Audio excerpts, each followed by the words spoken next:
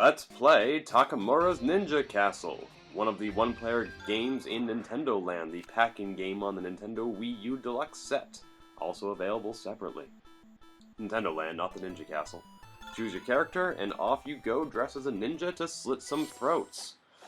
Or so I wish. That was my favorite part of Tenchu Stealth Assassins for the PS1. Those were good days. So first you have to orient your controller vertically, and there are two ways to do it. I prefer this way. And you start off by hitting this taiko drum 3 times, perhaps as a sort of a calibration, I'm not really sure. From that point, it doesn't matter what direction you fling your star as long as you fling it forward. You do all your aiming by moving the gamepad itself with these crosshairs. Now in my experience, the ninjas always appear at the same time, but not necessarily in the same place, so rote memorization will only get you so far. I tend to throw some extra stars just by mistake, don't know why the gamepad is that sensitive. I use my right finger, my right middle finger, because I'm right-handed to throw the stars, although you can use the stylus. I tried it once as an experiment, didn't really work for me. Now you can control how strongly you throw your stars by how swiftly you move your finger, and I find that is important for the main reason of speed. The faster you throw your stars, the more quickly they make it to the enemy. Now in this level there's some pots you can destroy, and those might reveal more ninjas, which is actually a good thing, because if you want to get 100 points for destroying all the ninjas, you have to find all the ninjas. They don't always just pop out at you. So go ahead and open up all those pots whenever you find them. You do occasionally need to point your gamepad upward to replenish your ninja stars. You can hold 50 maximum, and then you need to replenish. Got them all. Excuse me. So I did let one blue ninja get away at one point, I think in that first level, or the first screen before the Great Wall of China, or whatever this is. So defeated 40 out of 41 ninjas, not too shabby, of course not perfect either. And then we go to the recalibration, then we're off to the courtyard. Now, since this is a much deeper level, the enemies can appear much smaller because they're farther away, which makes it all the more important for you to fling your ninja stars as quickly as possible and as hard as possible so they get to the enemy before they disappear, like those two just did. Of course, the enemies are also much smaller and thus harder to hit, and these guys are also more likely to throw things at you. So you need to be ready to throw your ninja star at their ninja star and knock it out of the air. Oh, like that. Although I let him get away. Shucks.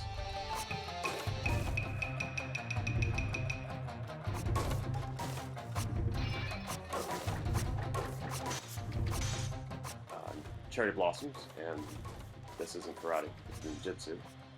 Now there are some pots in the lobby there. I doubt that's what they would call it, the lobby, but that's where it is. And they're kind of small and kind of dark, but if you can hit them, you'll get some nice bonus points. Whether it's stars or whatever. Now these guys throw clay bombs that you have to knock out of the air before they explode in your face and melt you. It's not good. And once you get rid of all the regular ninjas, you're faced with your first boss. This is the guy. He deflects your ninja stars with his sword, so you have to wait for him to make the first move. He comes right up to you, and then you just hit him with your sword the same way you would hit him with a ninja star, just by flipping your finger. And then you can hit him a few more times with some stars. Notice that he throws his sword away, but then he pulls out another one.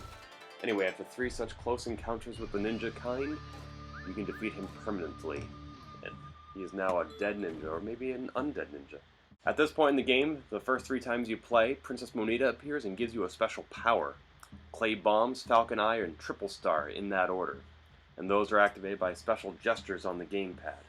Since I've played this game more than 3 times, that scene does not occur, but you are about to see me use the Triple Star to destroy all these pots. Because there are ninjas hiding in them, and the only way to reveal them all and destroy them before time is up is to use your Triple Star.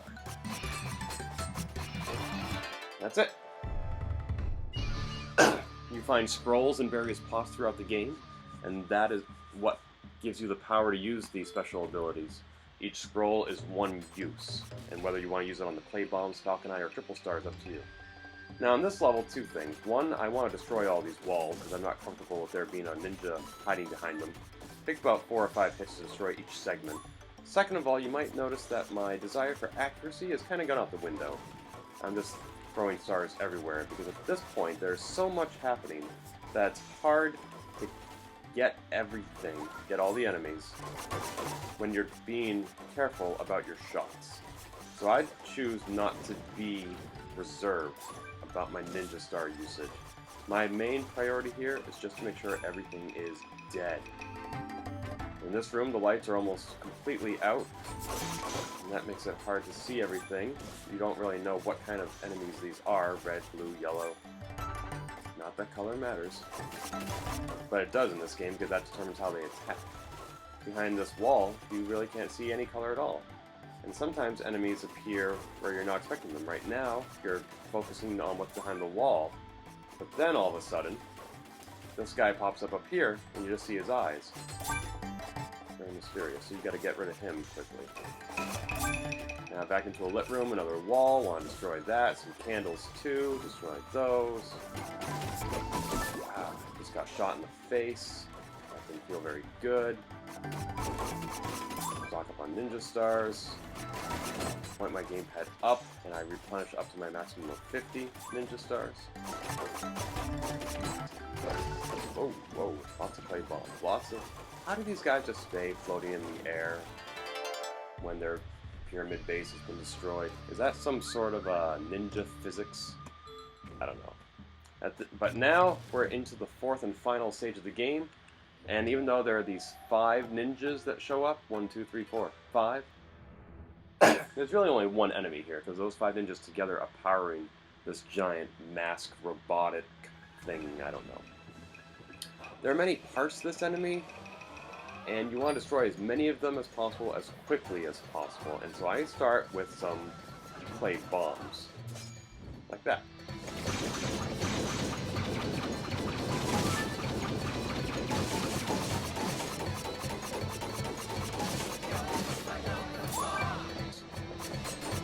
And his knees, oddly enough. Got another hand here to destroy.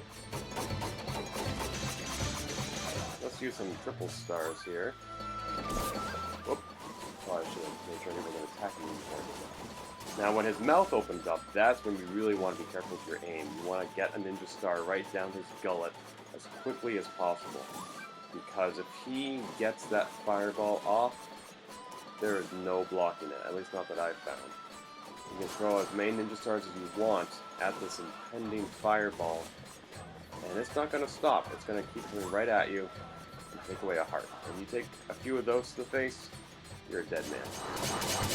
Now, I don't know if you necessarily need to destroy all the different parts of him. I like to do so. I like to throw some ninja stars with that whirly-gig in the back. I don't know if this is some sort of a steampunk samurai, but why leave anything standing, right? Just make sure that anytime he's about to face you, that probably means he's about to throw a fireball at you, or breathe a fireball. So get ready to not only defend against that, but also to attack him, because that's how you ultimately destroy him, is by throwing ninja stars down his mouth like that. Now see, there were still parts of him behind him that are still alive, but he's dead. Get a nice little fireworks display, the 5 ninjas die, and then Princess Monita comes out and very emotionlessly tells you, "You're the hero! Yay!" Vocal synthesis prohibits her from showing happiness, or sadness, or anger, or anguish, or jealousy, or deceit.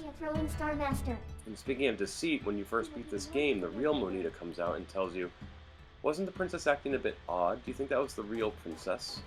I'm not sure what that means. I beat the game immediately thereafter, thinking there might be a second ending, like a real ending.